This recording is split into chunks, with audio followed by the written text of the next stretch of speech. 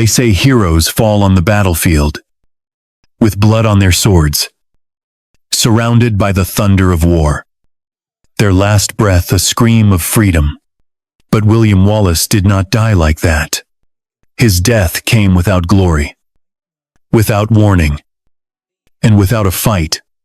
He was not defeated by English steel, but by a Scottish handshake, in the rain-soaked shadows near Glasgow. In a moment without any battlefield honor, Wallace was handed over to the enemy, not by foreign soldiers, but by men who spoke his own language, shared his blood, and wore no uniform. He died not by the sword, but by betrayal, and the hand that gave him away was not English. It was Scottish. This is the story of the most infamous betrayal in Scotland's past, and the man whose name became a curse not because he drew a blade, but because he didn't have to. In the year 1298, after the devastating loss at the Battle of Falkirk, William Wallace was no longer the commander of Scottish resistance. He disappeared into the forests, removed his armor, left behind his titles, abandoned the shouts of freedom that once echoed around him, and kept only one thing: his refusal to kneel, while the lords of Scotland signed the Ragman Rolls and pledged allegiance to Edward I of England to save their lands and lives. Wallace became a shadow living between barns, hidden passages, and sympathetic castles. He was hunted not only by English garrisons, but also by Scotland's own officials, by orders and letters, by whispers of reward and fear of punishment. The land he had once defended with fire was now too tired to fight. What once was loyalty had become currency. Edward Longshanks did not need to fight another battle to crush Scotland's rebellion. He needed a system. He needed patience. He needed Scots to do the work for him. And so he built a web of bureaucracy, replacing sheriffs with loyal men, flooding the land with writs, and offering pardons to those who betrayed Wallace. He knew, eventually, someone would make the calculation. Someone would trade freedom for safety. Someone like Sir John Menteith. Sir John Menteith was not a villain from the stage, not a man of crowns or cruelty. He was a mid-ranking noble, the Sheriff of Dumbarton, a quiet man with no army, no famous bloodline, but a perfect understanding of what it took to survive. He stood at the crossroads of two powers, English occupation and Scottish legacy. And he made the only choice men like him could make if they wanted to keep their homes, their families, and their names. He chose to live, and the price was William Wallace. No one knows exactly what Menteith was promised in return for the capture. The legend speaks of silver, of bags of coins, clinking under torchlight. But the truth is colder. The English did not need to pay him in money. They offered him something far more valuable: security, forgiveness, and the protection of everything he held dear. In the cruel math of medieval politics, a royal pardon was worth more than gold. And Menteith accepted that bargain, fully aware of what he was giving up. In August of the year 1305, Wallace was tracked to Robroyston, in territory under Menteith's control. Perhaps he came seeking allies. Perhaps he was lured into a trap. What is certain is this: there was no battle, no clash of swords, no chance for Wallace to raise his voice one last time. The arrest was swift, quiet, and calculated. There were no English accents shouting in the dark, only familiar faces speaking Scots.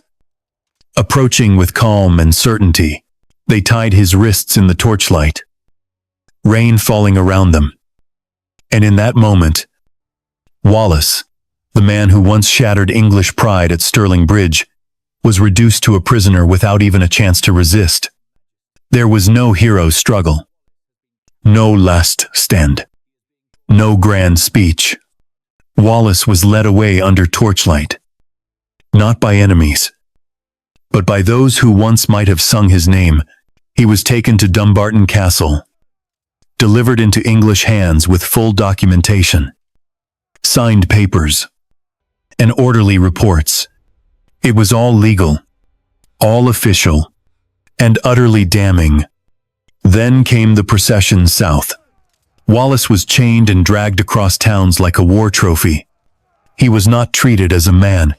He was paraded as proof evidence that England's machine of conquest worked. When he reached London, the trial was meaningless. He was already condemned. Edward I charged him with treason, to which Wallace famously replied, "I could not be a traitor, for I was never your subject."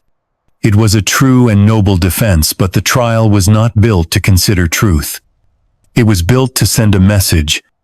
That message was written in blood.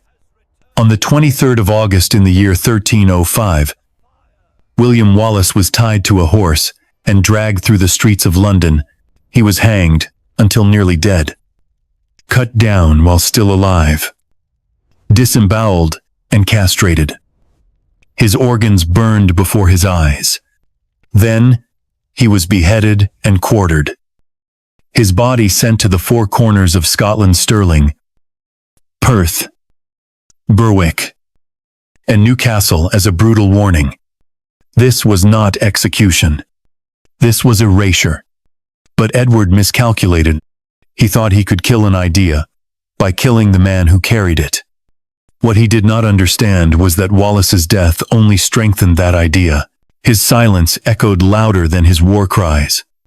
His refusal to bend became legend. And as his body was scattered, his story spread. The betrayal that ended him did not bury him. It immortalized him. This is not just the story of a man. This is the story of a wound. A Scottish wound. A betrayal deeper than swords could cut. Not inflicted by an enemy, but by a countryman. And that, above all, is why Scotland never forgot it. Long after the swords stopped ringing and the banners of Falkirk had been trampled into the dirt, William Wallace remained alive, not as a soldier, nor as a commander, but as something much harder to define. He had once stood in front of thousands, leading common men with nothing to lose and everything to prove, riding at the head of a cause that lit bonfires in the hearts of peasants and nobles alike. But after the crushing defeat in the year 1298, that fire dimmed, not because he had lost the will to fight, but because the ground beneath him shifted in ways he could not command. The battlefield no longer held his name, and the corridors of power had no more doors open to him. He became, instead, a fugitive in the very country he had tried to free. And there is a particular loneliness in walking through a land that remembers your victories, but no longer shelters your presence.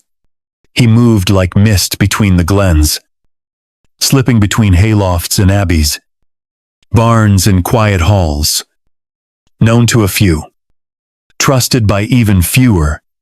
Each place that took him in did so with cautious eyes. For the price of harboring William Wallace was rising steadily with every writ Edward issued. He no longer wore armor. He no longer bore symbols of rank. He traveled under false names, clothed not in honor, but in necessity, driven not by vengeance, but by the persistent rhythm of duty, a duty he had pledged not to any king, but to Scotland itself. And yet Scotland, in its fear and fatigue, was slowly turning from him, not with cruelty, but with the cold calculation of survival. The nobles who once stood behind him had found that signing oaths and offering loyalty to Edward I could save their estates, their sons, their bloodlines. And so, one by one, they slipped away from the memory of Stirling Bridge and into the ink of the Ragman rolls. Wallace, meanwhile, refused. Again and again he refused. He rejected the royal offers of pardon, refused the suggestion to kneel, turned his back on every chance to negotiate a life less hunted. To some, this made him foolish. To others, divine. But to himself, it was the only choice that made sense. His signature could not stand beside those who had bowed, for his entire body had been forged by fire not to bend.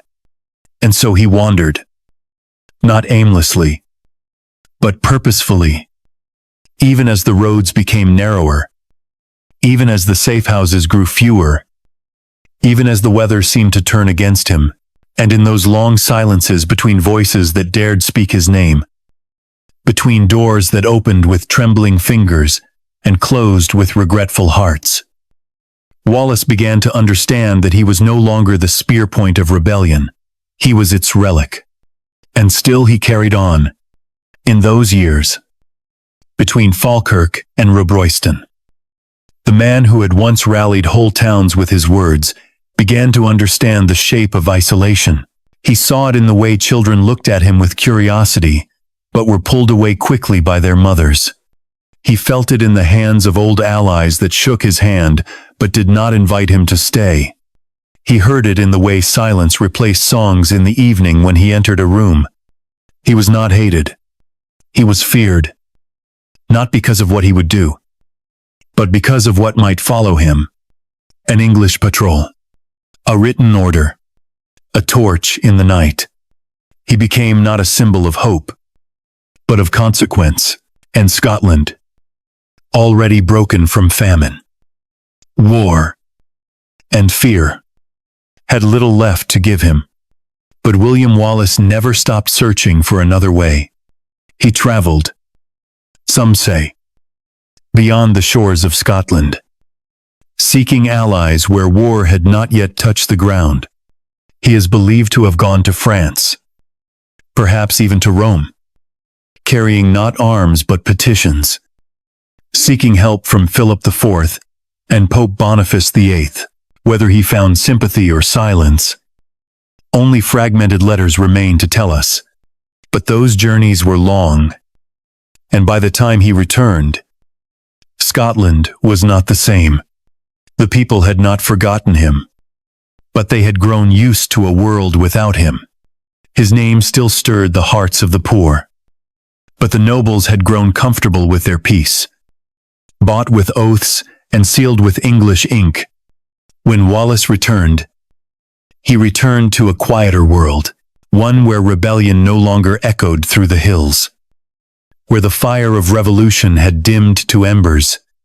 And yet, he walked into that world unarmed, unchanged, unwilling to pretend. He believed, perhaps stubbornly, perhaps nobly, that the cause still breathed, that Scotland still remembered.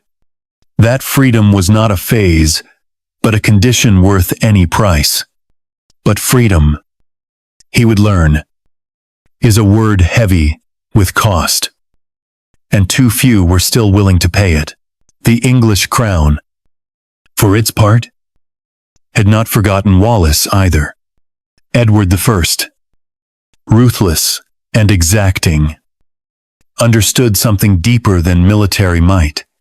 He knew that rebellion could be crushed, not only with armies, but with ink, fear, and 1,000 quiet betrayals. And so he created a network not of spies, but of pressures. He made it profitable to betray and dangerous to resist. He filled local offices with men loyal not by blood, but by threat. And he waited. Among those men was Sir John Menteith, a Scottish noble, a man of administration, a man who knew Wallace, who perhaps even admired him once. But admiration is a luxury in a world governed by survival. Menteith had land, a title, a family, and a choice. The same choice every noble had been given. Sign or suffer. Kneel, or vanish. He signed, and when word reached him that Wallace had returned, He did not draw a sword. He drew a map. In the early days of August, in the year 1305, whispers circled that Wallace was near Robroyston, moving through familiar territory. Some said he was seeking a meeting. Others claimed he trusted the wrong hands. What mattered was that Menteith knew he was there, and that Menteith was no fool. He had served the English crown long enough to know what they wanted, and he knew how to give it to them. There would be no army, no Ziga, no sword clash at dawn, just a quiet plan, a few chosen men, and the right moment. Wallace, exhausted, perhaps disillusioned, perhaps still believing in the flicker of hope, found himself in a safe house that would not remain safe. The walls whispered, the torches hissed, the rain fell, and when the knock came at the door, it was not foreign voices that spoke. It was Scots. Familiar, calm, cold. There were no dramatic shouts, no last words, just quick hands, rough ropes, and the slow realization that it was over. William Wallace, the guardian of Scotland, was taken not in war, but in silence, not with glory, but with betrayal. And somewhere, not far, Menteith wrote a letter. In the dark and difficult years that followed Scotland's defeat at Falkirk, promises became the most dangerous currency in the kingdom. They were not written in ink, nor sealed with wax, but carried in whispers between men who measured their words carefully. Because in a land divided between resistance and submission, even a sentence could cost a life. Sir John Menteith learned this lesson earlier than most. He was not born to treachery. He was born into survival. And in a Scotland under English shadow, survival was not a sin, it was a necessity. He had seen noblemen stripped of their lands and sons, their banners burned, their names erased for a single act of defiance. He had also seen others kneel, sign their oaths to Edward I, and live to drink wine at their own tables again. He was not a man of war. He was a man of order. And order had a master. When Menteith took the position of sheriff at Dumbarton, his life became a tangle of oaths. He swore loyalty to a king he did not love, obeyed letters from men he did not respect, and governed a people who no longer knew whether to call him servant or traitor. But for every piece of English paper that passed through his hands, there was an unspoken promise folded behind it, the safety of his wife, his children, his inheritance. These were not promises recorded in royal archives. They were bargains of the soul. And when the English crown whispered that the last outlaw of Scotland could be his salvation, Menteith did not need a bribe. He needed only to nod. The chronicles that survive are merciless in their simplicity. They say that Menteith betrayed Wallace. They never tell us what he thought in the moment before he did. Perhaps he believed that delivering the rebel would restore peace to his homeland.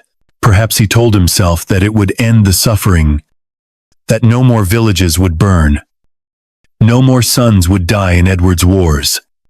Or perhaps, as most men do, he thought only of his own doorstep, of the smoke that might rise from his house if he chose wrongly. History rarely records the moments when fear outweighs principle. It records only the outcome. And in the year 1305, the outcome was a betrayal that would define Scotland for centuries. The promise Edward offered him was elegant in its cruelty. There was no silver to count, no glittering reward to flaunt.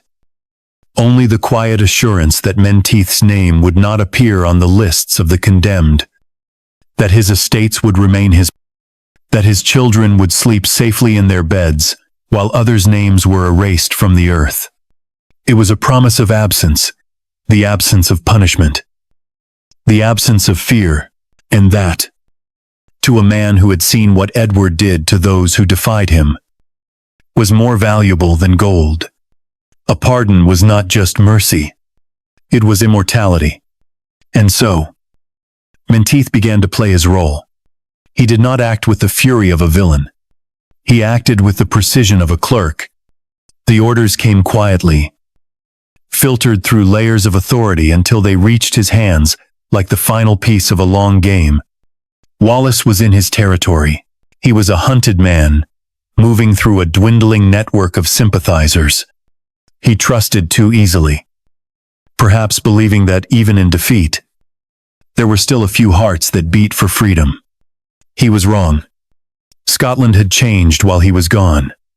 It had learned the price of defiance, and the people were tired of paying it. It is said that Menteith arranged the meeting himself, under the guise of friendship, or perhaps of information. The English records are clean, efficient, and emotionless. They speak of a capture, not an ambush, of a transaction, not a tragedy. They do not describe the sound of the rain that night, or the way the torches hissed as they burned, or the silence that hung between men who knew each other's faces too well. Wallace, drenched and unarmed, and may have recognized one of them by voice alone. There was no struggle worth writing down, only ropes, and hands, and the betrayal of a handshake. Later, as he was delivered to English custody, Menteith would have to sign the necessary documentation proof that the Crown's law had been obeyed. Each signature on those pages carried more than ink. It carried the weight of centuries. That one act, that one nod, transformed Menteith into something larger than the man himself. He became the face of Scotland's shame, a symbol for every compromise, every Kiat surrender, every decision made, not with malice, but with fear. The Scots who lived after him would need someone to curse, and his name fit the need perfectly. Yet it is possible, though history will not admit it, that Menteith slept easily that night. He had done what his position demanded. He had secured his family's safety, upheld the Crown's law, and survived. He might even have believed that he had spared Scotland further ruin. But Scotland's soul is rarely soothed by reason. When word of Wallace's capture spread, it did not bring peace. It brought silence. The kind of silence that falls after something sacred has been broken. Farmers and merchants whispered his name not with grief, but with disbelief. The guardian of Scotland taken not by England's might, but by Scotland's own hand. There were rumors. Of course, every betrayal spawns its legends. Some said Menteith had marked Wallace's hiding place by turning a loaf of bread upside down on a table, a signal to the English soldiers waiting outside. Others claimed he had invited Wallace to share a meal, to drink once more in friendship, before the trap closed around him. None of these stories can be proven, but they endure because they make the pain easier to hold. They give the betrayal a face, a gesture, a small act of treachery, to focus the rage upon. It is simpler to damn one man than to confront the uncomfortable truth that a whole nation stood by and allowed the betrayal to happen. Because Menteith was not the only one who made that choice. He was merely the one who acted last. Hundreds of others had chosen silence over resistance long before him, those who refused to shelter Wallace, those who did not deliver his messages, those who signed their names to Edward's papers and told themselves it was only temporary. Each act of compromise was small, rational, even forgivable on its own. But together, they built the trap that closed around Scotland's greatest rebel. Menteith was not a monster. He was the inevitable result of a system designed to turn courage into treason and loyalty into suicide. It is this realization that haunts Scotland's history more deeply than the execution that followed. A man tortured to death is a tragedy. A nation that helps its enemies do the torturing is a wound that never heals. When Wallace was led away in chains, Scotland lost more than a leader. It lost the illusion that its greatest danger came from beyond the border. From that night on, the enemy had a Scottish face. And yet, within that betrayal, there was something paradoxically sacred. Wallace, bound and helpless, became what he had never sought to be, a martyr, not only for independence, but for integrity. His refusal to kneel became a mirror in which every man could see his own reflection and measure his own courage against it.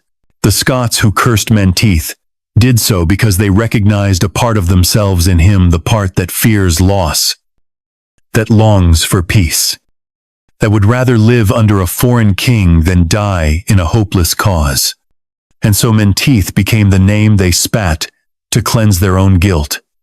The promises that destroyed William Wallace were never written on parchment. They were written in the hearts of men who thought they could live with compromise. And perhaps they did. But centuries later, when Scottish poets sang of freedom and chroniclers told of Wallace's final stand, no one remembered the names of those who chose safety. Only the one who chose sacrifice. The night they came for him, the sky was already mourning. It did not howl or rage. It wept in silence, as if the heavens themselves could sense that something sacred was about to be undone. The rain fell not in torrents, but in a steady, whispering rhythm that softened the footsteps and muffled the warnings. It was not a night for war. It was not a night for glory. It was a night designed for betrayal. And William Wallace, weary from the years of running, worn thin by hope, and hunted by his own people's fear, had at last allowed himself to rest in a place that felt, however briefly, familiar. It is said he was staying near Robroyston, a quiet pocket of land just outside Glasgow, where shadows stretched long and memories of rebellion still lived in old stones and heavy hearts. He did not sleep easily, nor deeply.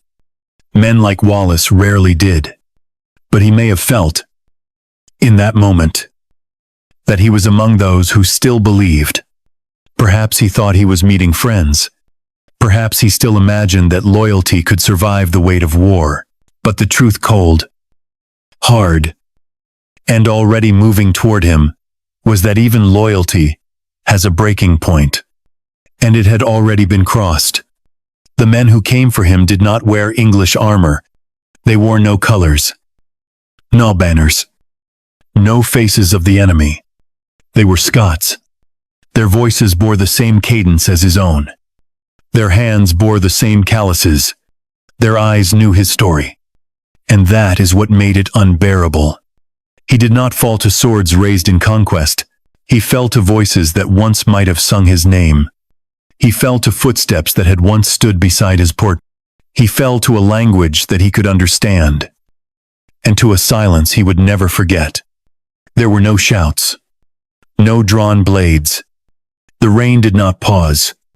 The firelight did not flicker in warning. There was only the soft shuffle of movement, the dull weight of boots in wet soil, and the sudden, absolute certainty that something had gone wrong. The door did not crash open. It opened slowly, deliberately, with the calm confidence of men who knew they would not be stopped. Perhaps Wallace stood to greet them. Perhaps he reached for a weapon, and then froze. Perhaps he saw in their eyes the truth, that the decision had already been made, that his fate had already been sealed. The torches hissed in the rain, their light drawing long, distorted shadows on the stone walls. Wallace's hands, once raised to rally thousands, were pulled behind his back with practiced ease. The rope that bound his wrists was not cruel in its tightness. It was efficient, designed not to hurt but to hold. And in that moment, Scotland's guardian was no longer a leader, nor a warrior, nor a symbol. He was a prisoner, taken not by an army, but by familiarity, taken not by a clash of ideologies, but by the quiet suffocation of pragmatism. They say he did not resist, not because he had given up, but because he understood. In the final seconds before his body was led into the night, he may have seen in their faces that they were not proud, not angry, not even vindictive. They were merely afraid. And fear, he knew, could make men do terrible things. Perhaps he pitied them. Perhaps he cursed them. But he did not beg. William Wallace had spent too many years defying kings and laws to start pleading now. They took him through the night, avoiding roads and villages, moving through the rain like shadows born of it. There was no procession, no shouting of orders, only a cold, focused movement through territory that Wallace once knew as home. They passed beneath trees that had once hidden him, beside fields that had once fed the men who followed him, through valleys that had once echoed with the thunder of rebellion. Now those same valleys held their breath, and the trees seemed to bow their heads as he passed. They brought him to Dumbarton Castle, not a fortress of war, but of administration, of records, of law, a place where men became names, and names became entries in ledgers. There, he was officially delivered into English custody. The handover was not dramatic. It was recorded in ink, on parchment, signed by officials who did not know him, witnessed by clerks who had never seen a battlefield. Wallace, whose footsteps had once shaken nations, was now a line in a document, a task completed, a name handed over. There was no crowd to protest, no voice to cry out. Scotland had gone quiet, not because she no longer loved him, but because she no longer knew how to protect him. The people who had once fought beside him now tended to their crops in silence. The nobles who had once pledged allegiance now calculated risk with tired eyes, and the country he had tried to free stood still as he was led away. And so, the night of torches ended. The rain eased. The ropes held, and William Wallace began the final journey, not to trial, not to justice, but to demonstration, to be displayed, to be broken, to become, in the eyes of Edward I, a leçon. But even then, even bound, betrayed, and beaten by exhaustion, Wallace had already defied them, because the moment he was taken without struggle, without words, without begging, he became something else. He became the mirror in which Scotland would see itself, not in triumph, but in shame. The night he was captured was not a tragedy of war. It was the tragedy of silence, the tragedy of choices made in whispers, the tragedy of a land that had run out of courage before its hero did. Wallace did not fall in battle, surrounded by enemies. He was taken by familiarity, by compromise, by countrymen, and that is what made it unforgivable. Because when enemies kill you, you become a martyr. But when your own hands you the noose, have you become a wound that history can never quite stop bleeding. They did not march him south with fanfare. There were no banners flapping in celebration, no nobles riding ahead to proclaim victory. It was not triumph they carried. It was proof. Proof that the system Edward had built worked, that submission had spread like a quiet plague through Scotland, infecting not just bodies but convictions. Wallace, now bound, broken only in body but not yet in spirit, was moved like a relic of rebellion. Something once holy, now paraded to show that even the sacred could be captured. He was escorted by no vast army, only a tight formation of experienced men, professional and cold. Because the English did not fear ambush, they feared myth. And the best way to destroy a myth is not with violence, but with order. The journey was long, slow, and humiliating. Not because the men beat him or cursed him, but because they didn't have to. The silence around Wallace was its own form of cruelty. He was not a man taken in war. He was a problem now neatly solved. Along the roads, towns turned out to see him pass. Not always out of joy. Not always out of hate. But out of curiosity. That sharp-edged need to see greatness fallen. Some stared with wide eyes. Some whispered prayers. Others turned their backs. But all understood what was being said without words. This is what happens when a man refuses to kneel. And he never did. Not once. Even in chains. Wallace walked as straight as the iron links would allow. His head did not hang. His silence was not submission. It was defiance, held tightly in the mouth like a blade yet to be drawn. Each town they passed through, each checkpoint where papers were signed and seals were stamped, only confirmed what Wallace had long known, that law was now the sword. And signatures killed with more permanence than any steel. By the time they reached London, in the late days of August, in the year 1305, the capital already waited. Westminster buzzed, not with debate, but with preparation. There would be a trial. Yes, but only in name. The verdict had been inked before Wallace ever left Scotland. The charges were already carved into the expectations of the court. He was to be accused of treason, of violence, of rebellion, and of offenses against a crown he never acknowledged. And though Wallace would stand in the great hall, surrounded by judges, nobles, and the murmur of power, he would not stand as a man defending himself. He would stand as an example, a statement, a warning in the shape of a man. They dressed the accusation in legal formality, called it justice. But Wallace, when the charges were read, answered simply and clearly, he could not be a traitor. For he had never sworn loyalty to Edward I. And in that moment, the hall grew quiet, not in respect, but in discomfort, because the truth, when spoken plainly, has a way of shaking even the most rigid structures. What he said was not just logical, it was irrefutable. He owed the English king nothing. And so he had betrayed nothing.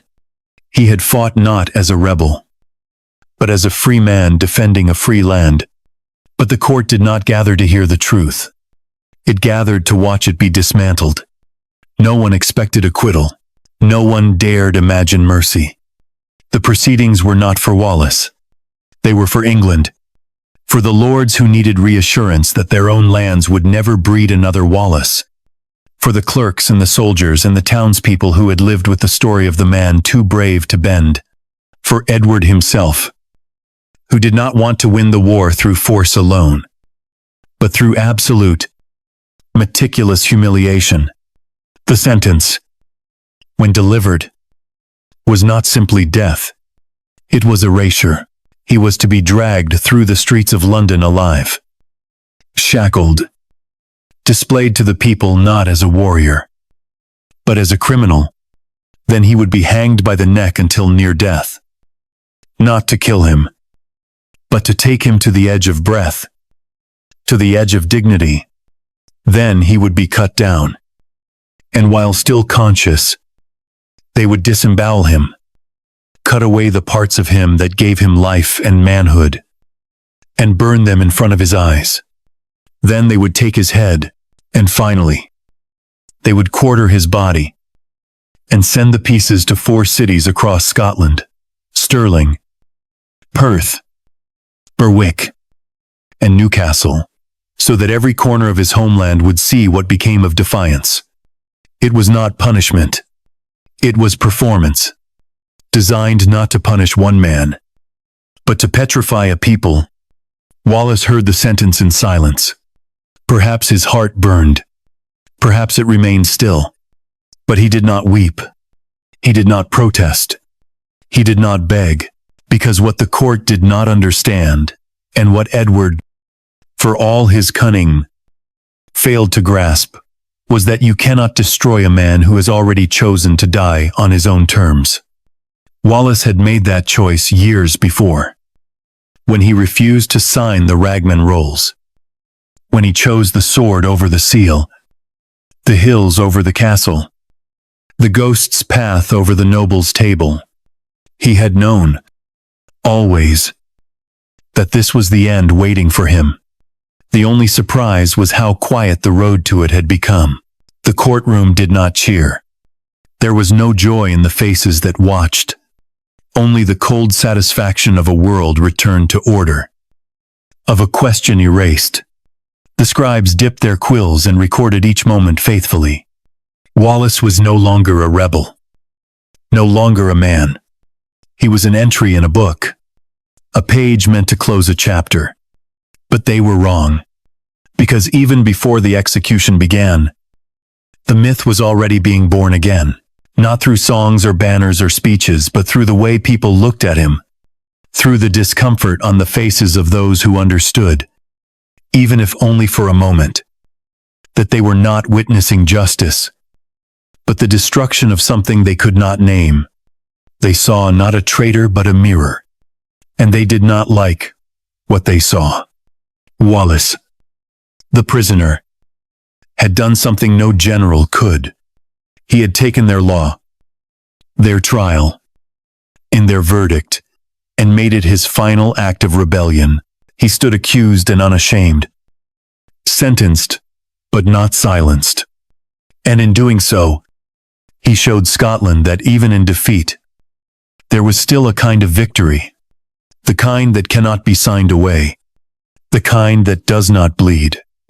It would be days before the execution, but the moment he walked out of Westminster Hall, the sentence still echoing in the damp autumn air, it was already clear England had won the trial. But they had not broken the man. They waited until the 23rd day of August in the year 1305. They did not delay out of mercy or doubt.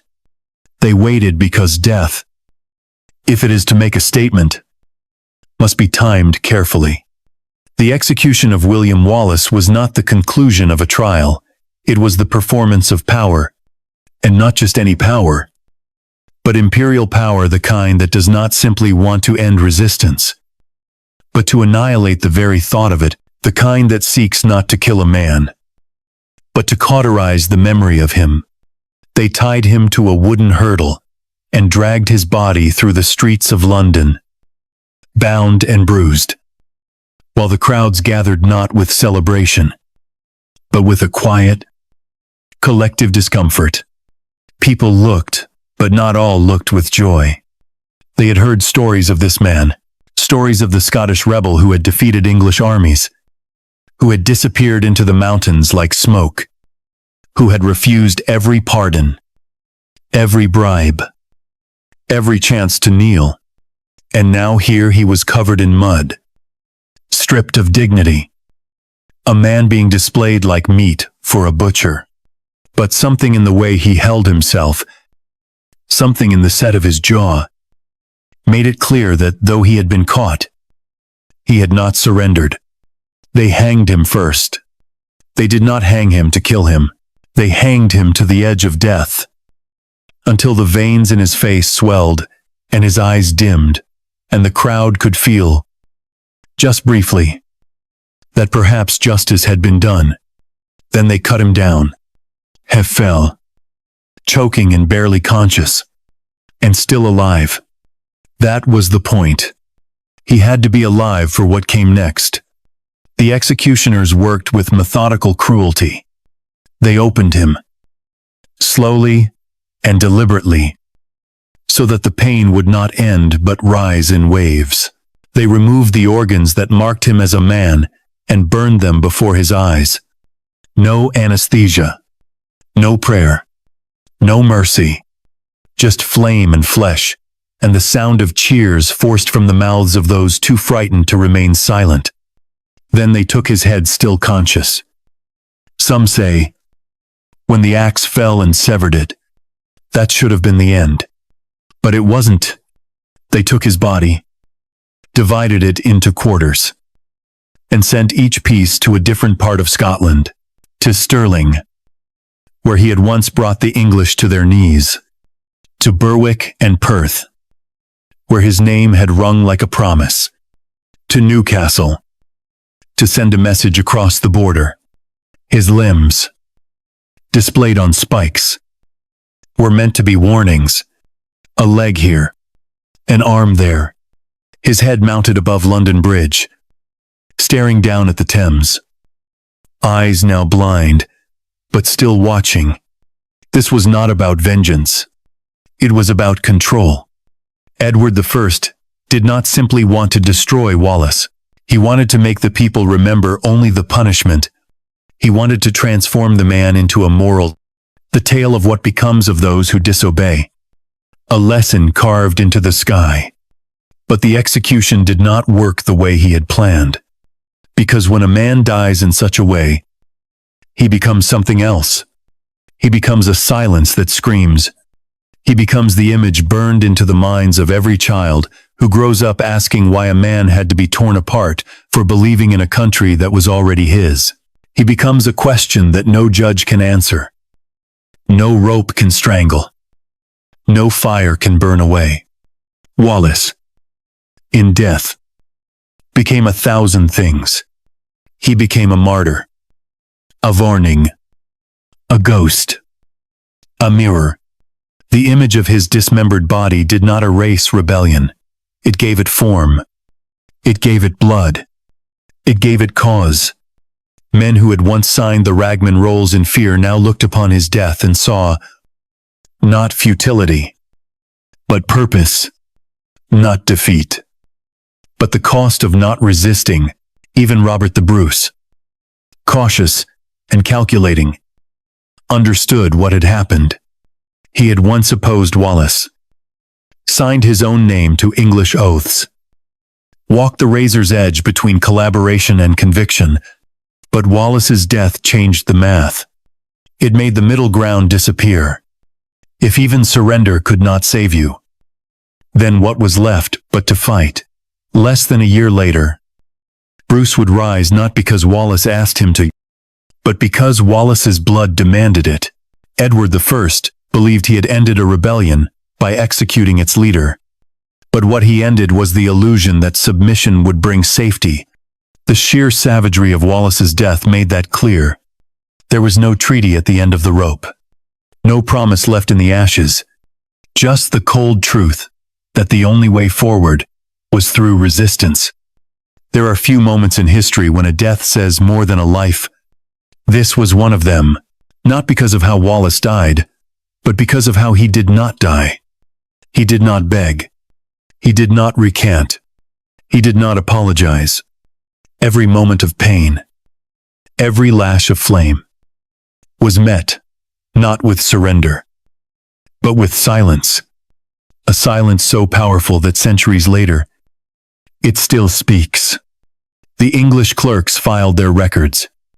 They tallied the expenses, the cost of the rope, the cost of the firewood, the transport of the limbs, all documented, all accounted, but what they could not account for, what no ledger could ever contain, was the legacy that bled from that scaffold. They thought they had broken him, but what they broke was the myth that kings could kill ideas. It was never meant to be Robert the Bruce. Not then. Not like that. He had spent too many years walking a line too fine between loyalty and ambition. Too many meetings with English lords. Too many signatures affixed to too many documents that promised peace, but only ensured submission. He had fought for Edward once.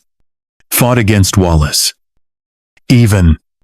And while Wallace ran through the glens with nothing but his sword and his refusal, Bruce had played the nobleman's game, calculating moves on a board where every piece bled. He was not a martyr. He was not a rebel. He was, above all things, a survivor. And yet, it was the death of the man he had once opposed that finally forced his hand. Wallace's execution had changed something in the marrow of Scotland, not just in the people, but in the silence of the hills, in the way the wind moved through ruined castles, in the tension that hummed behind every oath taken in fear. It was not grief that gripped the land, it was revelation. The message was clear: submission would not save you. The ragman rolls were not shields. They were gravestones. Wallace had died in agony, his body desecrated and scattered. Even though he had never once broken faith with his own land, if that could befall him, what mercy would there be for those who had bent the knee? If the English would burn even the bones of loyalty, then perhaps the only safety left was in fire. And Bruce Robert, Earl of Carrick, a man born of kingship and compromise, understood that before most, he did not act from sudden courage. He acted because the road of appeasement had ended in blood. The middle path had vanished beneath Wallace's screams. There would be no quiet inheritance, no negotiated crown. If Scotland was to be ruled by a Scot, it would not be with a signature, it would be with a sword. So, in March of the year 1306, Bruce made a decision that echoed louder than any oath he had ever taken. In a church in Dumfries, beneath the gaze of Christ and the judgment of heaven, he murdered his rival. John Comyn committed sacrilege with steel, laid claim to power with blood on the altar. It was not noble. It was not pure. But it was decisive. That single act made clear to friend and foe alike that Robert the Bruce had chosen war, not negotiation, not diplomacy, but open, roaring war. The kind of war Wallace had died for. Less than 7 weeks later, Bruce was crowned King of Scots. The coronation was rushed, uncertain, its legitimacy contested even as the crown touched his head. There were no cheers in every valley, no trumpets on every hill, only hurried prayers and the weight of a kingdom fractured. He did not inherit Scotland, he declared it. And then he fled. Because the English were coming, Edward I did not hesitate. He sent letters, orders, troops. He hunted Bruce with the same methodical malice he had once used to destroy Wallace. But Bruce was not Wallace. He did not fight for glory or symbols. He fought to endure. And for a time, it seemed he would not. His brothers were executed. His wife was captured. His daughter imprisoned. His allies scattered. He vanished into the western highlands, like a man sinking beneath the sea, clinging to life with frost-bitten hands and bloodied hope. The chronicles of those years are thin, broken by gaps and guesses. Some say he fled to Ireland. Some say he hid in caves, surviving on moss and sorrow. What is certain is that for nearly a year, he was king in name only. Scotland did not rise for him. Not yet. But Bruce did not stop. He fought not with armies, but with patience, not with banners, but with persistence. He watched, he waited, and he learned. He began to understand what Wallace had always known, that England's greatest weakness was not in its armies, but in its arrogance. Bruce began striking garrisons, not cities. He moved his forces through forests, not roads. He picked terrain that swallowed horses and men, and he turned the land itself into his ally. His tactics began to look familiar, not regal, not traditional, but effective. The ghost of Wallace walked beside him now, not in body, but in strategy. And as Bruce's victories multiplied, so did the memory of Wallace grow. His name, once whispered only in fear, began to return to Scottish lips, not as legend, but as permission. He had died without compromise. Bruce now fought without apology. The two men, once divided by station and method, had become entwined by fate. Wallace had shown what could not be allowed.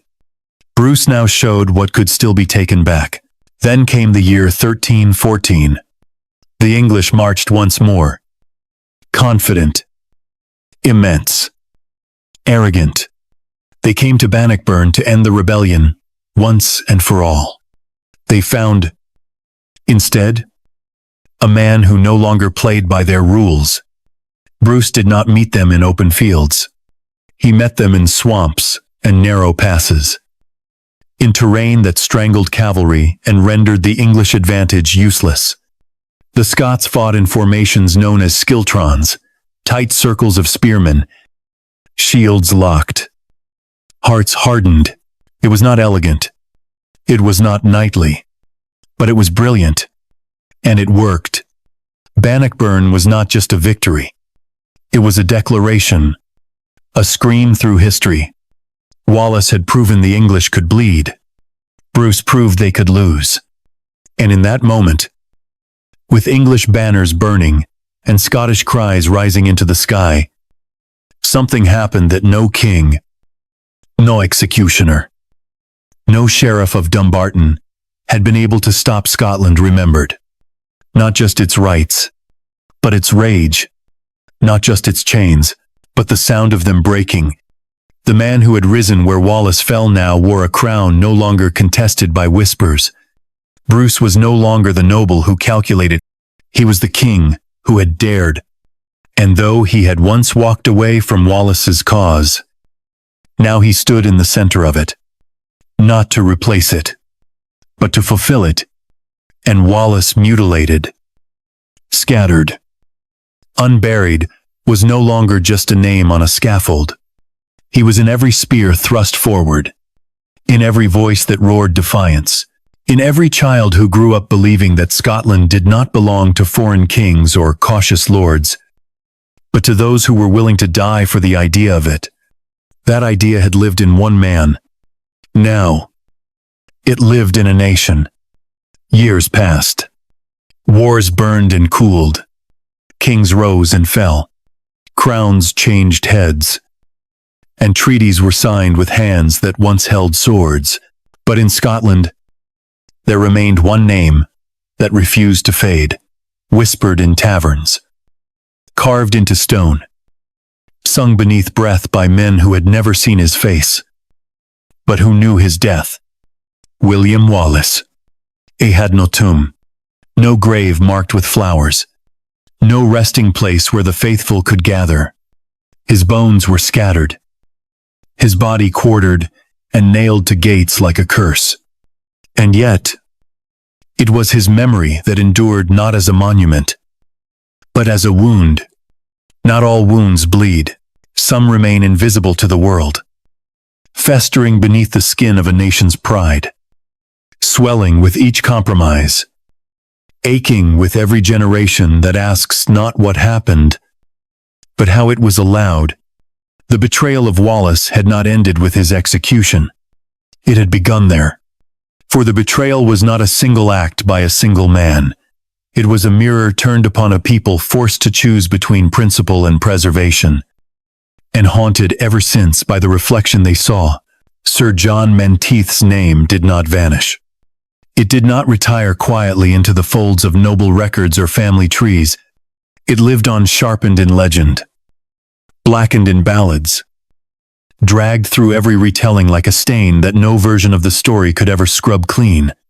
In the minds of the people, he became the traitor, the Judas of Scotland, not because he alone handed Wallace to the English, but because he did what so many others had done in smaller, quieter ways, and did it openly. He had touched the symbol, and for that, the myth demanded a price. Folk tales grew like thistles from the soil of regret. Some said Menteith had laid a loaf of bread upside down on the table to signal Wallace's location to the English. Others swore he had shared a final supper with him, laughing into the flames before the ropes were pulled tight. There is no record of these things, but legends do not grow from facts. They grow from need. Scotland needed a villain it could name, because facing the truth that Wallace had been slowly, collectively abandoned, was too much for the heart to bear. So Menteith bore the weight of an entire country's guilt. His life after the betrayal faded into obscurity. Some documents show that he retained his lands for a time, that he lived, and perhaps even prospered. But the chronicles are quiet. They do not say whether he slept well. They do not tell us if he heard Wallace's voice in the wind at night, or saw his eyes in every firelight flicker. The silence is heavy, and perhaps that is punishment enough. But the deeper ache, the one that reached beyond names and faces, was in the realization that Wallace had not fallen to English might, but to Scottish calculation. That is the wound that never closed, because it meant that the enemy was not just across the border. He was at the hearth, in the court, behind the handshake, that no matter how many battles were won, the truest danger had always come from within. Even Robert the Bruce, in his later years, never spoke Wallace's name in condemnation. Though they had once stood on opposite sides of loyalty and rebellion, Bruce understood the usefulness of memory. He allowed Wallace's image to remain unblemished, not out of sentiment, but out of necessity. A country needs its ghosts. It needs its pure hearts to light the path that politics cannot. Wallace had not lived to see Bruce's victory at Bannockburn in the year 1314, nor the Treaty of Edinburgh in the year 1328, when England at last recognized Scottish independence, but his presence lingered in every act of resistance, in every line of the treaty, like a watermark made of blood. When Scottish independence was inked onto parchment, Wallace was not there in body, but he was there in shadow, not as a general, not as a martyr, but as a question that had never been answered: what is freedom worth? And who among us dares to pay for it? He had given his answer, fully, with every part of himself. And Scotland, now with its crown restored, and its people proud once more, could not escape the knowledge that the price of that crown had first been counted on the scaffold at Smithfield. The Scottish people began to tell his story not just as history, but as inheritance. Parents whispered it to their sons. Not with glory, but with gravity. Not every man can be Wallace, they said, but every man must decide whether he will be Menteith. It became a moral tale, a lesson passed like a torch down the centuries. And in each telling, the wound reopened, because the choice never became easier. Scotland remained a land of bargains and borders, of highlands and hesitation, and Wallace remained the one who had chosen the harder path, not because it led to victory, but because it was right. So his name persisted, through invasions, through dynasties, through the silence of centuries. It lived in poetry and rebellion, in stone statues and whispered prayers. It lived because it was not finished, because no nation ever fully recovers from betraying its greatest truth. The pain remains not only for Wallace's death, but for the fact that it had to be him, that the one who refused to bend was also the one who could not be protected. The lesson he left behind was cruel, in its clarity that real freedom cannot be granted, it must be taken. And that, to take it, someone must be willing to stand alone. When everyone else has already sat down, Wallace stood. And for that, Scotland would never again be able to look away from itself. There are stories meant to be told in firelight, when the world is quiet and the wind presses softly at the windows. Stories not of victory, but of questions that linger long after the swords have rusted and the crowns have cracked. And among these, few are as heavy, as quiet, as enduring as the story of William Wallace. His life did not end in glory. It ended in pieces, not with the clang of steel on steel, but with the hush of betrayal, the chill of rain-soaked ropes, and the silence of a people who had once believed and then forgotten how. Yet here we are, still speaking his name, not because of how he died, but because of what he refused to give up. It would have been easier to forget him, to let the scaffold take his name as surely as it took his body, to let time soften the sharpness of his stand, and fold him into the mythologies of old blank. But Wallace would not fade, because he left behind no crown, no heirs, no treaties, only a choice, the kind that stands at the edge of sleep and asks, quietly, endlessly, what would you have done? Most of us are not Wallace. We are Menteith in smaller ways. We make our compromises gently, telling ourselves they are temporary. We turn bread upright on the table. We close the door a little sooner. We look away. And that, perhaps, is the true cost of Wallace's legacy. Not that he died, but that he makes us question the way we live. He reminds us that freedom is not a thing governments give, but something individuals protect. That courage is not thunderous. It is lonely. That the hardest part of being human is not resisting tyrants, but choosing not to become them. For centuries, Scotland tried to make peace with his memory. Some carved him into stone. Others burned his name into song. Some, quietly, avoided the subject altogether. But he returned in each generation, reshaped by the times, but never erased. He was not the king they rallied behind. He was the shadow that stood beside every decision they made, asking, will you trade survival for silence again? Will you let another one like me die alone? In the end, the English could not kill him. They destroyed his body. They scattered his limbs. They put his head on a gate and waited for his people to forget. But Wallace did not vanish.